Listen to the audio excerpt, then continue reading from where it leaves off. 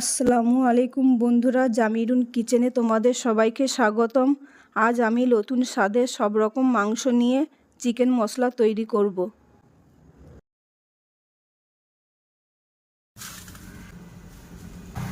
এটা হচ্ছে মেটাস্টোমা মাংস গলা ঠ্যাং। আমি আজ এরই কষা করব। আমি এখন কেটে ধুয়ে পরিষ্কার করে নেব, ভালো করে ধুয়ে নেব, তারপর আমি খুব সুন্দরভাবে কেটে নেব।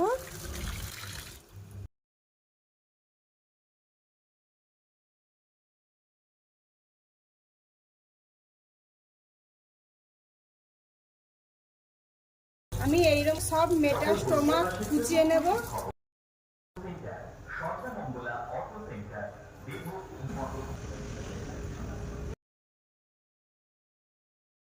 আমি সব ভালো করে কেটে পরিষ্কার করে নিয়েছি, আবার ধুয়ে নেব।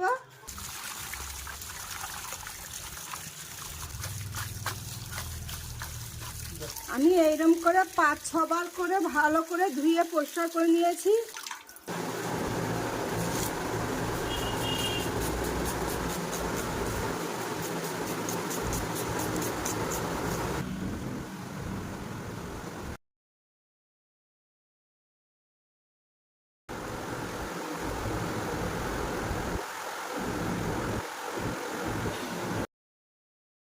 কড়া গরম হয়ে গেছে, তেল দেব, কিছু ফোড়ন দেব, এলাচ লং কাঠ, এবার কারি পাতা দেব,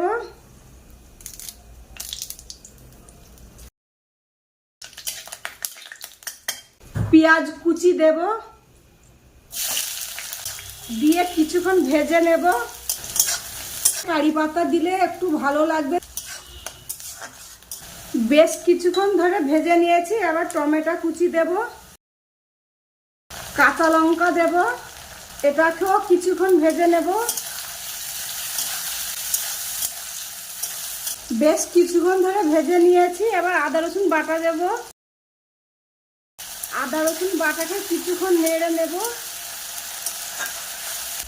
কিছুক্ষণ নেড়ে নিয়েছি, এবার লঙ্কা গুঁড়ো দেব, হলুদ গুঁড়ো দেব, ধনিয়া গুঁড়ো দেব, সানরাইস মিট মশলা দেব, অল্প করে জল দেব। মশলাকে ভালো করে কষে নেব। মশলা খুব সুন্দরভাবে কষা হয়ে গেছে, মশলা থেকে তেল ছেড়ে গেছে। আবার মেটাস্টোমা দেব।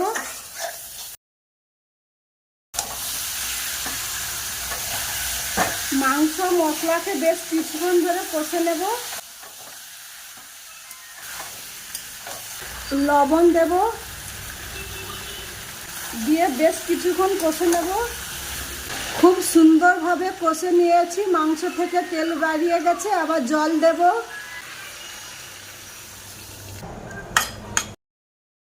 কিছুক্ষণের জন্য ঢেকে দেব। মাংসকে এদিক ওদিক একটু নেড়ে নেব। বাড়িতে তৈরি করা গরম মশলা গুঁড়ো দেব, দিয়ে কিছুক্ষণ কষে নেব। তোমরা তো দেখে বুঝতে পারছো কতটা সুন্দর রান্না হয়েছে। হ্যাঁ, তোমরাও বাড়িতে মাংসর মশলা রান্না তৈরি করে খাবেন, দেখবেন খুব ভালো লাগবে। মাংস থেকে তেল বাড়িয়ে গেছে, রান্না হয়ে গেছে। এবার নামিয়ে নিচ্ছি। যদি ভালো লাগে লাইক কমেন্ট সাবস্ক্রাইব দেবেন। রান্নাটা কেমন হয়েছে জানাবেন।